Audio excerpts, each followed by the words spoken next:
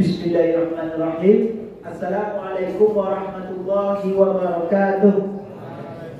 Seorang datang kepada Rasulullah lalu bertanya dia, "Ya Rasulullah, saya ini adalah seorang yang keras hati. Siapapun meninggal dunia tak pernah air mata saya meleleh, tak pernah saya merasa sedih. Siapapun mendapat kesusahan, tak pernah terniat hati saya untuk membantunya. Sungguh keras hati saya Rasulullah.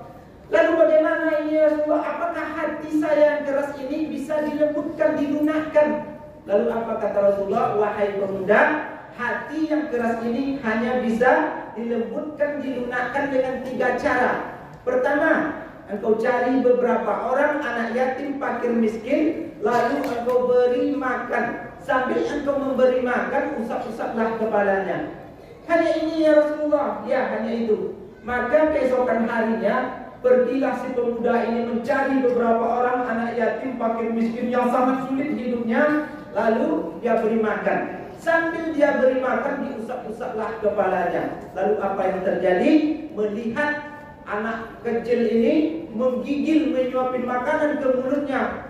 Saking laparnya, melelehlah air mata si pemuda ini. Hati yang tadinya keras tiba-tiba lembut, hati yang tadinya beku tiba-tiba cair. Artinya apa? Rupanya sedekah ini bisa melembutkan hati yang keras, bisa menyelesaikan perkara hati yang keras. Maka rajin-rajinlah kita berinfak, bersedekah, senantiasa hati kita lembut, kata Rasulullah. Itu yang pertama. Lalu yang kedua kata Rasulullah, banyak-banyaklah engkau berzikir. Karena zikir ini bisa melunakkan hati. Semakin banyak kita berzikir, maka semakin lembutlah hati kita.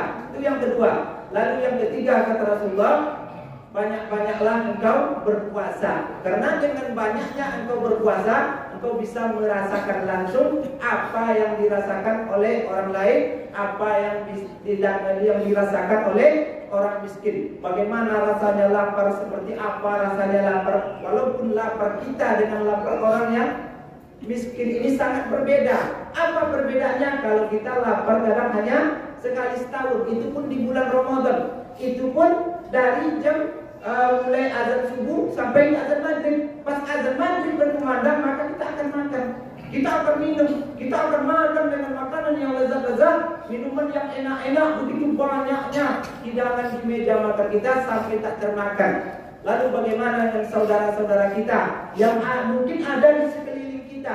Siapa mereka? Tetangga. Maka sebulan penuh kita dididik untuk merasakan perasaan orang lain, bagaimana rasanya lapar, seperti apa rasanya lapar. Maka akan tumbuh dalam hati kita sifat peduli kepada orang lain. Inilah hikmah pertama yang akan kita ambil di bulan Ramadan ini.